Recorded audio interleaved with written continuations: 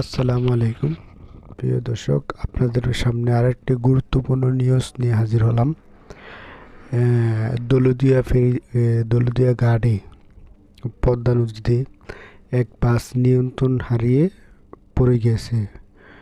কেউ বলছে 40 জন যাত্রী নিয়ে, কেউ বলছে 60 জন যাত্রী নিয়ে। তো এভাবে যদি বাস নিয়ন্ত্রণ হয়ে নদীতে পড়ে যায় মানুষের ইয়া, তাহলে বাস মালিকরা কি করে? এই বাসটারে চেক দিল না কেন? আগে চেক দিল না কেন? এটা কি ব্রেক ফেল আছে না ব্রেক কাজ করে? এগুলো কেন চেক দেয় না? এই বাংলাদেশের আসলে কি বলবো, বাস সমিতি মালিককে তারা আসলে ঠিকভাবে নিয়ন্ত্রণ করে না। সড়ক প্রতিমন্ত্রী কি বলবে?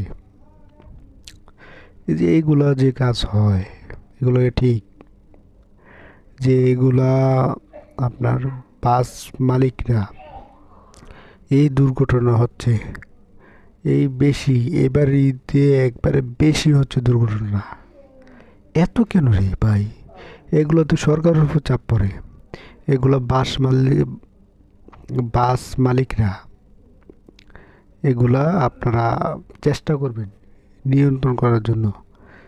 এই দুর্ঘটনা যে হয়, মানুষের কত ফ্যামিলি পরিবারের নিঃস্ব হয়ে গেল, কতজন ফ্যামিলি নিঃস্ব করে দিলেন কেন ভাই? আপনারা চেষ্টা করেন যে দুর্ঘটনা থেকে জানি মানুষকে বাঁচাতে, দুর্ঘটনা জানি আর না ঘটে।